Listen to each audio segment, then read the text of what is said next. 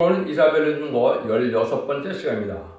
이사 17장을 통하여 인간 종말의 비극에 대해서, 화려한 도시가 망함에 대해서, 에브라임의 멸망에 대해서 변론해 보도록 하겠습니다. 본장은 북방 수리아의 수도였던 화려한 도성인 다메섹을 들어서 인간 종말의 비극을 말씀하신 것인데요. 은광음이 풍부하지만 화려한 도시가 결국은 비참한 종말을 맞게 될 것을 말씀하셨다, 이렇게 볼 수가 있는데요. 그래서 결국은 이삭을 줍는 것 같이 남은 종 남은 백성이 아주 적은 때가 심판 때가 오는데, 이때 우리가 진리 앞에 바로 살아야 되는 것이지, 세상의 부경만 누려서 화려한 도시를 이루었다 해서 살 길이 열리는 것이 아니다. 한 번쯤 말씀을 통하여 이제는 생각해 보도록 하겠습니다. 1절에서 6절입니다. 다메섹에 관한 경고라. 보라, 다메섹이 장차 성읍 모양을 이루지 못하고 무너진 무더기가 될 것이라. 아로의 성읍들이 버림을 당하리니 양무리를 치는 곳이 되어 양이 눕되 놀라게 할 자가 없을 것이며, 에브라임의 요새와 다메섹의 나라와 아람의 남은 백성이 멸절하여 이스라엘 자손의 영광같이 되리라. 만군의 여호와의 말씀이라. 그날에 야곱의 영광이 쇠하고 그 살찐 몸이 파리하리니 마치 치우서는 자가 곡식을 거두어가지고 그 손으로 이삭을 뺀 것 같고 르바임 골짜기에서 이삭을 주운 것 같으리라. 그러나 오히려 줄 것이 나무리니 감람나무 흔들 때 가장 높은 가지에 실과 이상계가 또 나무 같겠고, 무성한 가지에 나무의 먼 가지에 사오개가 나무 같으리라. 이스라엘의 하나님 여호와의 말씀이니라. 아까 말씀드린 것처럼 아무리 화려한 도성이라도 심판날에는 돌무더기가 된다, 이 말이거든요. 성읍의 모양을 이루지 못하는데 마치 감람을 흔들 때 가장 높은 가지에 이상계, 먼 가지에 사오개가 남는 것처럼 남은 자가 적다는 것이죠. 그래서 속화되고 분배돼서 세상에 취하여 사는 자들이 결국 대부분 이 경고의 말씀을 듣지 않고 멸망을 당할 수밖에 없다, 이렇게 말씀하는데요. 이삭을 죽는다는 것 같은, 이삭을 죽은 것 같다, 이 말씀은 무슨 말이냐? 심판의 환란이 오므로 마귀가 다 쭉정이를 다 취소해 가는 거나 마찬가지로 이제 남은 종 남은 백성이 적다, 이 말입니다. 심판의 환란 재앙의 날에 살아남을 수가 없다. 이 환란은 이제 무슬림 문의 공산당 세력을 들어서 쓰는 심판의 환란을 뜻한 것이거든요. 이걸 여러분이 잘 아셔야 되는데, 이 금정거는 헬라 시대, 헬라가 망해서 이제는 알렉산더가 망하고 난 다음에 이제는 그 부하들이 아주 4분의 1로 찢어졌죠. 그래서 4대 4개 나라로 이제는 분국이 되어졌는데, 그럴 때 헬라의 이제 서울이 이제 여기 수도인데, 수리아 나라의 이제 수도가 다메섹이죠. 그런데 이자들이 특별히 이스라엘 백성들을 아주 못살게 불렀던 그 세력이거든요. 이것들 지금 보면 뭡니까? 왕국 건설하기 위한 이러한 시온의 우리가 나오는데 이걸 극도로 반대하고 이걸 저기는 세력들이 있죠. 물론 거기는 이제 무슬림의 공산당 세력도 있고 또 세상에 화려함을 쫓는 이러한 이브라임처럼 이제 뭡니까? 기득권이라 하더라도 속화되고 후배돼서 물질 욕심만 탐욕하는 이런 무리들도 있죠. 이런 자들이 결국은 살아남지 못하고 성읍을 이루지 못하고 결국은 쫓게 되고 결국은 그 장소가 짐승의 처소가 되고 만다, 이 말입니다. 여러분들이 이거를 잘 좀 생각해 볼 필요가 있는 것입니다. 인간 영혼에는 참된 길을 대적하고 하나님을 대적하던 무리들이 결국은 멸망하게 되는데, 요즘 여러분들이 보면 하루가 불안하다 생각하실 만큼 사회가 혼란하죠. 극도로 극과 극으로 나누는 형상이 지금 이루어지고 있는데, 남북이 대결되는 것처럼 사상적으로 하나가 될 수 없다는 사실을 알 수가 있죠. 여러분들이 주말마다 광화문 광장을 나가보면 씹어보면 얼마나 이 대립된 사상이 지금 존재하고 있습니까? 이것들이 보면 성경적으로 심판때가 가까운 것이고 마귀의 세력을 멸망시킬 때가 온 것이다, 이 말입니다. 야곱의 영광에 쇠한다, 이런 말도 있죠. 그래서 기독교인이 말세에 풍부한 물질에 도취되고 향락을 누리다가 망하고 만다는 것이다, 이 말입니다. 그래서 추수를 하는 것은 환란 때 쭉정에는 마귀들에게 죽게 될 것을 또한 말씀하시는 것이다. 이렇게 볼 수 있는 것이죠. 이걸 이제 예수님을 통하여 예수님이 어떻게 말씀하셨습니까? 마가복음 13장 29절 30절에도 보면 주인이 가로되 가만두어라 가라지를 뽑다가 곡식까지 뽑을까 염려하노라 둘 다 추수 때까지 함께 자르게 두어라 추수 때 내가 추수꾼들에게 말하기를 가라지를 먼저 거두어 불설에게 단으로 먹고 곡식을 모아 내 복관으로 넣으라리라. 주님이 이렇게 말씀하시죠. 그래서 가라지를 뽑으려고 그러니까 뽑지 말고 나중에 열매가 나타나서 완전히 영물 때까지 내비두려는 거죠. 심판 환란까지 두려는 겁니다. 이 가라지를 먹는 자들이 누굴까요? 지금의 이단과 탈선된 단체가 가라지를 꼭꼭 먹고 있죠. 아주 격언적이 강해서 한 번 들어가면 빠져나오기도 어렵고 빠져나가지 못하게 하고 있죠. 이런 탈선된 단체들이 결국은 심판날에 환란이 오면 먼저 죽게 된다. 이 말이거든요. 이래서 그런 일들로 이제는 살아가는 것이 우리가 참 중요한 때가 되는데 참된 진리 앞에 순종하는 믿음이야만 되는데 부분적으로 성경을 이제는 이용해서 자기네 단체만이 거룩한 단체인 것처럼 나타나는 단체가 너무 많은데 이것이 하나님께서 알것중이를 가려는 지금 미혹의 시대다. 흑암의 권세를 지금 허락한 시대다. 이렇게 볼 수 있죠. 그러면 이제 또 어떤 일이 벌어집니까? 은과 금이 풍부한 시대가 온 것이죠. 아까 화려한 도시라고 했는데요. 에스겔서 7장 19절에 보면 이렇게 말씀하시죠. 그들이 그 은을 고리에 던지며 그 금을 오염을 같이 여기리니 이는 여호와 내가 진노를 베푸는 날에 그 은과 금이 능히 그들을 건지지 못하며 능히 그 심령을 촉하게 하거나 그 창자를 채우지 못하고 오직 죄에 빠지는 것이 대미로다. 지금은 이제 하느님보다 물질을 더 사랑하는 권말 시대가 돼서 무역 대국으로 이제는 아주 은과 금이 풍부한 시대가 됐죠. 그렇지만은 은과 금이 심판날에는 구원받는 데는 전혀 도움이 되지 않는다 이 말입니다. 의롭고 경건하고 정치가 구별되게 진리에 순종하는 거룩한 구별된 삶을 살아야 살아남는 것이지 은과 금을 많이 쌓았다 해서 살아남는 것이 아니라는 것이죠. 스바냐 1장 18절도 똑같이 이렇게 말씀했습니다. 그들의 은과 금이 여호와의 분노의 날에 능히 그들을 건지지 못할 것이며 이 온 땅이 여호와의 질투벌에 삼켜버리니 이는 여호와가 이 땅의 모든 금을 멸절하되 놀랍게 멸절할 것입니다. 그랬죠. 그래서 이제는 불가불 보름간에 선산면에 들어갈 텐데요.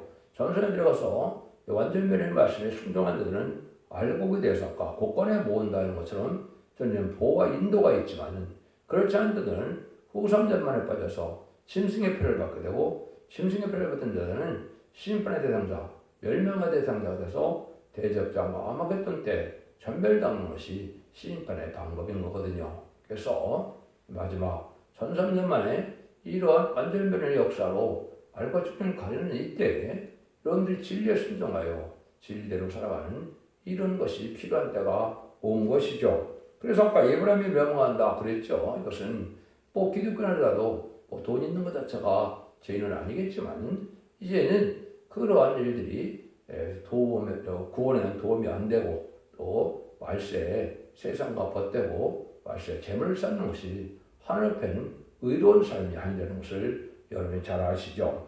야고보 4장 4절에 보면 이렇게 말씀했죠. 간음하는 여자들아 세상과 벗된 것이 하나님의 원수임을 알지 못하느뇨. 그런즉 누구든지 세상과 포치되고자 하는 자는 스스로 하나님과 원수되게 하는 것이니라 그랬죠.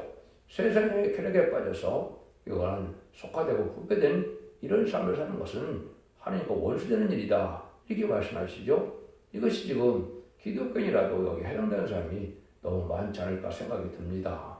이렇게 살아서도 안 되고 야고보서 5장 1절에서 4절에 보면 또 뭐라 합니까? 들으라 부한자들아 너희가 이 말 고생을 인하여 울고 통곡하라. 너희 재물은 썩었고 너희 옷은 좀먹었으며 너희 금과 은은 녹이 슬었으니 이 녹이 너희에게 증거가 되며 불길이 너희 살을 먹으리라. 너희가 말세에 재물을 쌓았도다. 보라 너희 밭에 수수한 품꾼에게 주지 아니한 삭이 소리지르며 수수한 데에 온수레가 마음의 쥐에게 들리느니라. 그렇죠? 부원들이 은과금을 잔뜩 쌓았지만은 이것이 다 소용이 없다 이 말이죠. 다 독에 녹슬었다는 말씀을 하시는데 이것이 결국은 구원에 도움이 되지 않고 말세에 재물 쌓는 것 자체가 오히려 제약이 된다 이 말입니다. 물질 자체가 죄는 아니지만 의롭게 사용되어서 자기들이 그 물질로 말미암아 의를 쌓음으로 복을 받게 될 수도 있는 것이고 물질을 가지고 속화되고 후패되어 타락하는 데 물질을 사용했다면 그것은 오히려 물질이 저주가 되는 것이죠. 그래서 여러분들이 지금 합당하게 사는 것이 무엇인가를 생각하며 살 때가 오는 것이죠. 삶의 가치가 우선순위가 어디에 가 있느냐 이걸 하나님이 지금 보신다 이렇게 볼 수 있는 것이죠. 그래서 우리가 진리앞에 순종하는 이런 삶이 아니면 아무리 화려한 기독교인이라 하더라도 살 수가 없는 때가 온다 이렇게 말씀을 드릴 수가 있는 겁니다. 그래서 아주 조금 수수만이 남은 돈 남은 백성에 되어 이된 동선이 회복되어서 천정의 축복을 주고자 하는 이러한 때 남은 자가 심히 적다 이렇게 볼 수 있는 겁니다. 실제로 11절입니다. 그날에 사람이 자기를 지은 자를 쳐다보겠으며 그 눈이 이스라엘의 거룩한 자를 바라보겠고 자기 손으로 만든 자를 쳐다보지 아니하며 자기 손으로 지은 아세라나 태양상을 바라보지 않을 것이며 그날의 견고한 성읍들이 옛적에 이스라엘 자손 앞에서 버림받은 숲을 속의 처소와 작은 꼭대기의 처소같이 같아서 황폐하리니 이는 네가 자기 능력의 만석을 마음에 들지 않은 까닭이라. 그러므로 네가 기뻐하는 식물을 이방에 심으며 이방에 가지도 이종하고 내가 심는 달에 울타리를 두르고 아침에 너의 씨로 잘 발육하도록 하였으나 근심과 심한 슬픔의 날에 농작물이 없어지리라 그랬죠. 근데 이렇게 되는 이유가 이제 여기 말씀을 하시죠. 하나님의 구원의 능력을 잊어버렸고 능력의 반석을 마음에 두지 않았다. 지금까지는 우상을 섬기는 자들이 잘 먹고 잘 사니까 우상을 바라보지만 이제 심판날에는 우상이 아무 소용 없으니까 우상을 의지할 수도 없고 바라볼 수도 없다는 것이죠. 오직 능력의 반석에 대하시는 예수님과 말씀과 하나님을 의지하는 이런 믿음이 필요한데 이것이 없는 자들이 결국은 망하고 만다 이 말이죠. 근데 이런 때가 되면 세상은 어떤 때는 겁니까? 여기에 보면 아무리 모든 기뻐하는 식물이 많고 튼튼한 성물을 이뤘으나 전멸되면 많다 그랬는데 여기 이제는 지금 현재 많은 비닐하우스라고 그럴까요? 이런 온실이나 이런 데서 많은 것을 자꾸 재배하죠. 그걸 여기 말씀하셨다고 볼 수 있는 겁니다. 그 표현을 여기 이제 보면은 뭐라고 그랬습니까? 여기 네가 이제는 이방에 가지도 기뻐하는 식물을 심고 이방 가지고 이종하고 그랬죠. 내가 심는 데에 울타리를 두르고 이런 얘기는 보면 지금 현재 비닐하우스가 많이 재배가 되죠. 그래서 특용 작물이니 어쨌든 고소득 작물들을 많이 재배해서 또 맛있게 먹을 수 있는 채소나 이런 것이 과일이 참 많죠. 이것들이 다 소용이 없게 된다 이 말이거든요. 그래서 이렇게 화려한 도시가 돼서 먹는 것도 잘 공급이 되지만은 심판 날에는 이런 데 결국은 망하게 된다.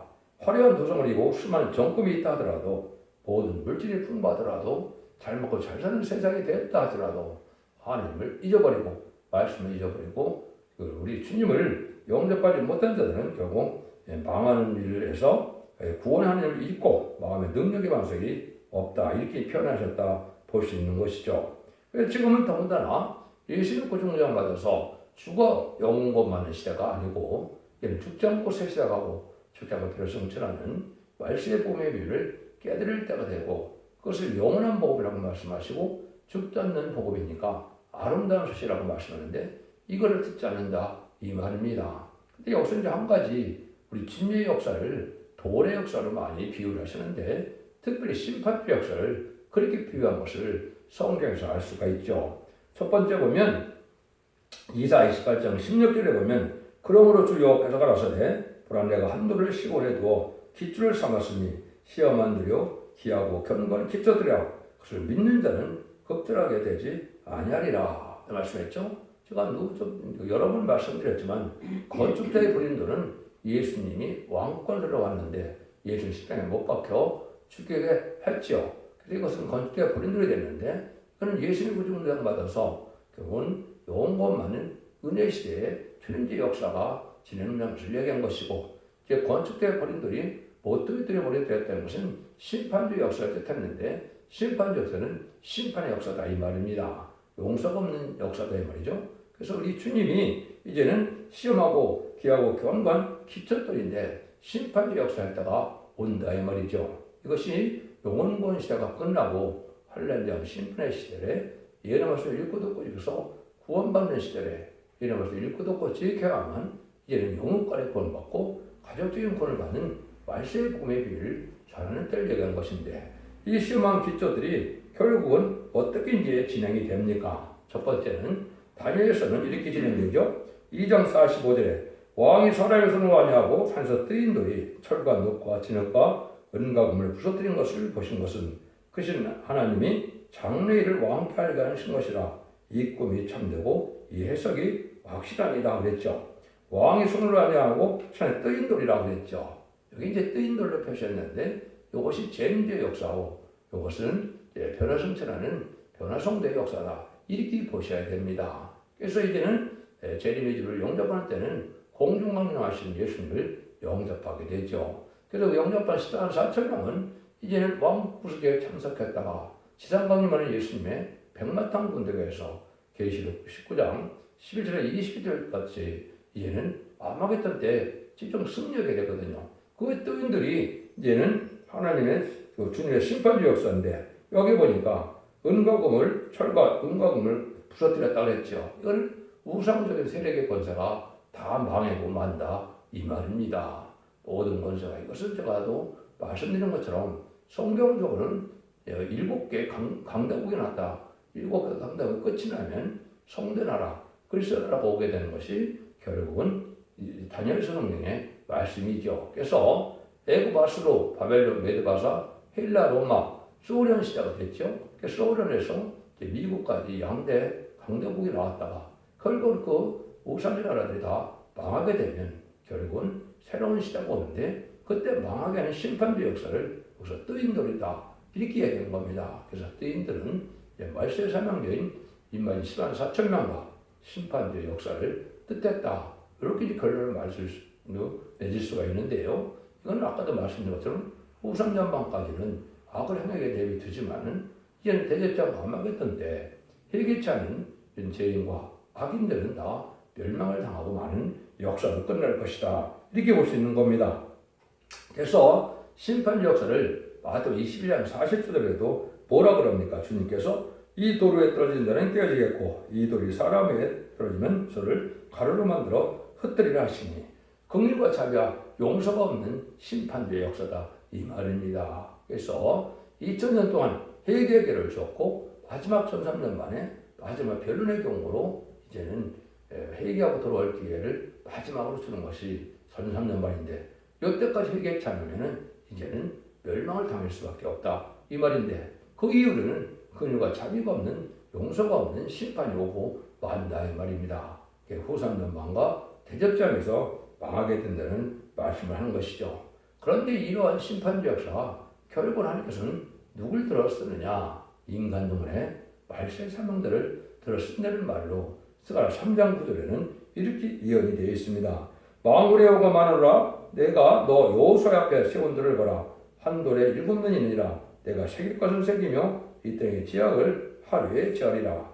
여호수아 앞에 세운 돌이라고 했죠. 여기 이제 하나님께서 말세 사명대에 이제는 대표적인 종이 나와서 그 종이 일반의 13점을 일으키게 되는데, 그 종들 말마마 세상을 심판하는 역사, 알고를 모으는 역사가 전산대문에 이제 하나님의 진리의 말씀을 변론함으로 순종한 자를 알고게 돼서 절대는 보호와 인도와 양육을 받고, 또 인마지 10만 4천 명은 변화성체라는 그러한 영광을 누리지만은 그렇지 않은 자들은 망하게 되는 역사가 바로 지향되는 것인데, 이것이 계시록 11장 3절에 두 중인 권사 아래 마지막 1260일 예언하는 동안 알고를 모으는 역사다 이렇게 말씀하는 겁니다. 이걸 더 이제 확실하게 말씀하는 것이 스가랴 4장 7절에 보면 이렇게 또한 예언이 되어 있습니다. 큰 산아 내가 무엇이냐? 내가 스룹바벨 앞에서 평지가 되리라. 그가 머릿돌을 내어놓을 때 우리가 일찍이를 은청은청이 그에게 있을지다 하리라 하셨고 그랬죠. 큰 산아 그랬죠. 큰 산, 성경 큰 산은 무실유물론의 공산당 세력을 큰 산이라 이렇게 표현했습니다. 왜냐하면 전 세계 산업을 공산화시키는 이런 가장 큰 권색으로 나타나는 것이 인간 동안의 이 무실유물의 공산당 세력이거든요. 근데 그자가 결국 다 평지가 된다. 완전히 망한다 이 말이죠. 스룹바벨은 말세사명제의 선구정을 뜻했고 머릿돌을 내올 때 망한다는데 머릿돌은 심판주 역사인 다림질의 진리를 전하는 역사를 뜻한 것이거든요. 이럴 때 평지가 될 때 이때 은총하는 자들이 나오고 결국은 이 큰 산세력은 망하게 된다 이 말입니다. 은혜가 돼서 질패 순종함으로 알고로 모아지는 역사를 뜻했는데 알고로 모아지는 방법은 두 가지 방법밖에 없는 것이죠. 인마진 10만 4천 명이 되는 방법과 진리앞에 순종하여 예비처복으로 배우처로 인도받아서 환난제한 심판하래 하는 보호와 인도와 양을 받는 무리밖에는 살아날 수 없다는 것을 표현한 겁니다. 이것이 마지막 전선전만의 알고를 모으는 역사다. 이렇게 말씀한 겁니다. 대부분은 이제 베드로전서 2장 4절에 사람에게는 버림받았으나 하나님께서는 택하신 분 보배로는 사람들이신 예수에게 나아 그랬죠. 버림받았다. 이거는 예수님이 진짜 못 박혀서 자기 백성에게 이제 성경대 예언대로 그리스도로 이제는 오셨죠. 참 생명으로 이제 오셨는데 그런 진리의 참빛을 받아들이지 않고 예수님을 진짜 못 박는 일이 있었는데 그런 부분이 그런 분이 보배는 사람들이다 이 말이죠. 오직 예수님밖에 살릴 수밖에 없는 그런 때가 오는데 이거는 심판주 역사를 믿고 순종해야만 살 수가 있다 이 말이죠. 그래서 성경의 도래 역사로 이렇게 표현한 것은 심판주 역사를 주로 표현하셨다 이렇게 보시게 되는데 결국 그것은 이제 용서 없는 심판대의 역사다 이렇게 볼 수 있는 겁니다. 그래서 하나님께서도 시편 118편 20절 23절에 보면 건축의 권들이 진목 중에 모래뜰 되느니 너희들은 이상하느냐 이것이 하나님의 작정된 일이냐 이걸 여러 번 제가 자꾸 설명을 하죠. 그래서 이 심판주 역사는 이제 한국에서 동방 땅 끝에서 나오는 말세상들을 통하여 이루어지는 동방 역사, 역사로서 세상을 심판하고 에덴 동산을 회복시키는 역사를 뜻하는 것이다. 이렇게 보셔야 모든 예언서기적이 다 연결되는 말씀임을 알 수 있다. 이 말입니다. 이때는 아주 어려운 때가 오는 거죠. 11절 14절입니다. 슬프다. 많은 민족들이 소동하였을 때 바다 파도 뛰는 소리가 같이 그들이 소동하였고 열방이 충돌하였으며 큰 물에 몰려온 같이 그들도 충돌하였도다. 열방이 충돌하기를 많은 물에 몰려온 같이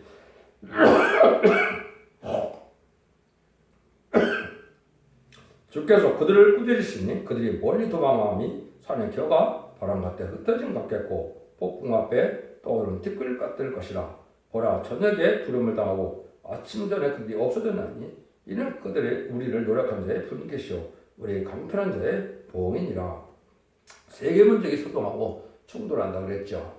여러분 지금 보면 이제 좌우의 대결 결국은 이제 우파와 좌파 대결이 세계적으로 좀 나타나고 있죠. 그래서 무슬림 물론에 공산당 세력과 금리따르 세력과 자본주의의 자유민주주의 세력과 많이 대립되고 있는데요. 이것이 협상주의 시대가 와서 결국 이 세력이 강할 때가 바로 심판 때인데 이때 알과 총리를 가는 일이 있어지는데 그건 악의 세력들은 건데 바람의 개같이 하루아침에 망할 날이 온다 이 말이죠. 그것이 결국은 이제 아까도 말씀드린 것처럼 이제는 마지막 하마겟돈 때는 악의 세력이 한 명도 안 남고 다 멸절하는 것이고 그때 핵무기까지 터져서 악인가지에는 한 명도 살아남지 못하는 역사다. 이걸 여기 이제 말씀하셨다 볼 수가 있는 겁니다. 근데 그날이 보면 아침에 전에 그들이 없어졌다 했죠. 저녁에 두려움을 당하고 아침이었다. 하루아침이면 다 하룻밤이면 명말된다 이 말이죠. 그래서 기록 18장에서 보면 1시간 안에 불타 없어진 세상이 바벨론 세상이다. 이렇게 말했거든요. 이 바벨론 세상은 음란복빛 사치 타락한 세상으로서 짐승의 패를 받은 자들이 멸망할 세상인데 그 세상은 1시간이면 다 불타 없어진다. 이것이 아마겟돈 때 핵무기 전쟁으로 마지막 심판이 이루어질 것을 얘기한 것이다. 그 일들이 여기 이제 이루어질 것을 말씀하셨다. 근데 그자들은 이제는 뭐 했다는 거예요? 믿는 자들을 또 자유주의를 많이 짓밟고 또 노력하고 빼앗아가고 그랬죠. 그런 자들이 다시 보응을 받는다 이 말입니다. 악의 대본 하나님께서 심판의 도로 사용돼서 심판하려는 때 이제는 음란부패 사치다락한 세상을 심판하는 도구로 사용되지만 결국 그들은 완전히 멸망당하고 말 것이다. 이걸 표현한 것을 이렇게 표현한 겁니다. 그래서 활약에 사는 세상이 험하게 끝나게 될 것이다. 이렇게 말씀하는 거거든요. 그러니까 인간 종말에는 아무리 화려한 삶을 살고 물질 문명이 발달하더라도 구원의 날에 심판의 날에는 그것이 소용이 없고 이 시대에 참된 구별된 삶을 해서 진리에 순종하는 자들만 구원함을 받게 되는데 그것은 4,400년 전에 노아의 방주에 타야만 구원을 받았던 것처럼 이 시대의 사랑의 방주, 은혜의 방주, 구원의 방주는 완전 변론의 말씀으로 진리를 전해서 진리에 순종한 자들을 첫째는 보호와 인도와 양호를 받게 하는 이 첫 대계가 사랑의 방주, 은혜의 방주, 구원의 방주인 것입니다. 여러분들 진리를 잘 순종함으로 하나님 보시기에 합당한 발복에 대해서 자손 만대의 축복을 이루는 복된 종들과 성도들이 다 되시기를 예수님으로 간절히 축원드립니다. 아멘. 11장 승리의 계가 하나를 새 노래를 하나 불러드리도록 하겠습니다. 환난의 고통을 막을 자 누구뇨 모든 거 완전한 주 예수뿐일세 완전한 승리를 이룬 권세는 주 예수뿐일세 주 예수뿐일세 주 예수뿐일세 만왕의 왕이신 주 예수뿐일세 완전한 승리에 개가를 부를 곳 주 예수뿐일세 하늘의 형체가 이루어지는 곳 하나님 완전한 그 사랑뿐일세 하늘의 정한 뜻 이 땅에 이룬 곳 주 예수뿐일세 주 예수뿐일세 주 예수뿐일세 만왕의 왕이신 주 예수뿐일세 완전한 승리에 개가를 부를 곳 주 예수뿐일세 크고도 강하고 큰 것은 십자가 승리로 이룬 것뿐일세 정마의 상세력 완전히 멸함은 주 예수뿐일세 주 예수뿐일세 주 예수뿐일세 만왕의 왕이신 주 예수뿐일세 완전한 승리에 개가를 부를 곳 주 예수뿐일세 완전한 안식에 그 나라 들어가 개가를 부를 곳 주 예수뿐일세 크고도 영원한 왕권을 누릴 곳 주 예수뿐일세 주 예수뿐일세 주 예수뿐일세 만왕의 왕이신 주 예수뿐일세 완전한 승리에 개가